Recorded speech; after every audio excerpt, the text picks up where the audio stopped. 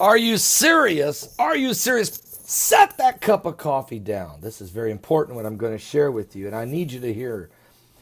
There has been dozens of Russian generals have been killed in Syria. Dozens of Russian generals have been killed in Syria in a car bomb as it hit their military base. The Russian military base that was hit by the car bomb is considered one of the most important military centers of the Russian forces on the Syrian coast, located about 15 kilometers from Latakia. Now that means it's getting up there near the Turkish border. Now, dozens of Russian generals at the military base near this eastern Syrian city of Latakia were killed in a deadly car bomb. It happened Sunday afternoon. We're just now getting this information. The attack was committed by two opposition factions. And that was done by the Syrian opposition groups. That is the groups that are funded by the United States of America. You have the Free Syrian Army, who are the main ones that we support. And then you have other opposition groups, they're called, against Assad.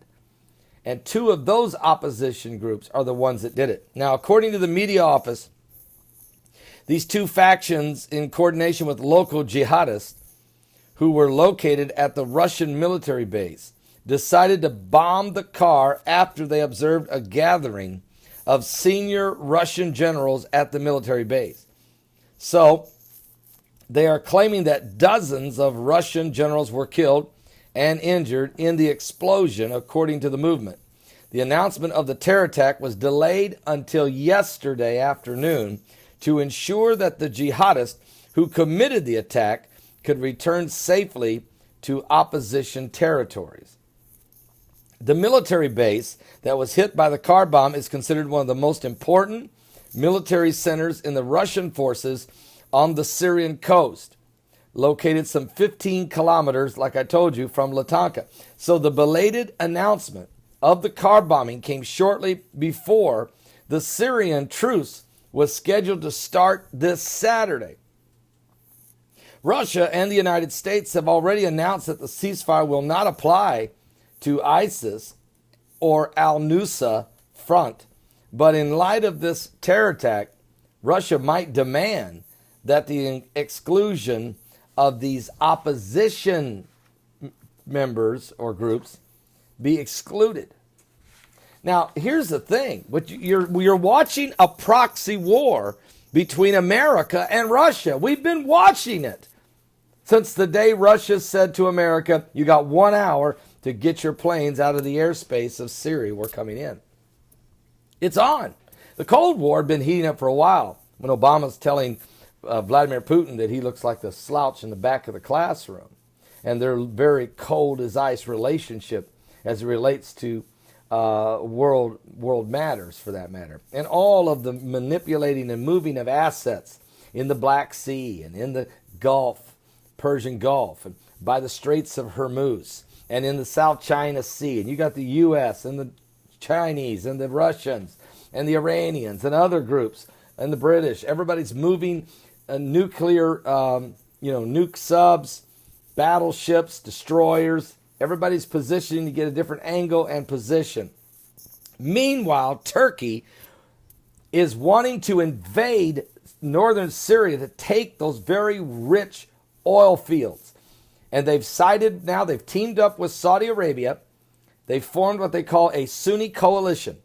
It was 8 nations, which included Egypt.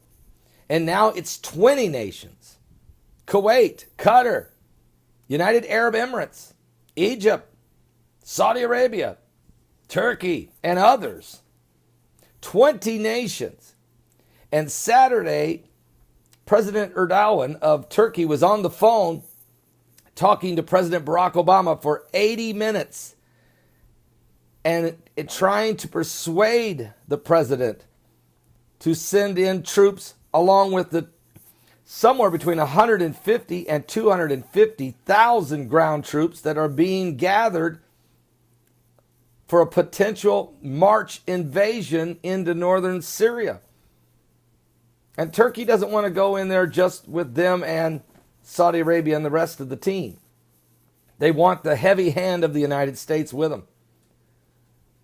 Now, last night, we got word on the street that the United States potentially is thinking of sending 30,000 soldiers in on this ground invasion. Again, this is not confirmed, but from the sources I get this information, you can know it's 90% accurate. And so it isn't a commitment. The president hasn't made that commitment, but he is considering it. And now with these Russian generals being blown apart by the opposition groups that are on the side of America, Vladimir Putin is sitting back right now calculating, what does a ground invasion mean? This is why you heard Putin Tuesday. He already knew about his generals were dead. He knew it wasn't publicly announced yet who did it. He wasn't going to say anything. He had dozens of his top generals dead. But on Tuesday, he sent a message to Turkey. He said, if you invade northern Syria with your ground troop armies, we will use tactical nuclear arms against you. Tactical nuclear arms. In other words, not the biggest bombs we have, but smaller nukes. And we'll use them with precision. So this thing has ratcheted up, folks, like you wouldn't believe. And we're talking truce. We're talking peace and safety. I say you might be ready to see great destruction. They say peace and safety. The Bible says there comes sudden destruction. And we may be at the brink of World War III. We're at the edge of eternity. We're in the apocalyptic hour. We're on the brink of the beast. And I'm just going to ask you, have you given your life to Jesus Christ? Because that's the winning team. Have you gotten saved yet? Are you still playing around in the world? I'm just saying. You might want to consider. You don't want to be left behind. Matter of fact, you don't even want to go through the great woes yet that's going to come upon the earth without Christ. Give your life to Jesus Christ. We're in the last days. Do not miss my broadcast today. I don't care. Drop everything. Reschedule the dentist. You didn't want that root canal anyway. All right?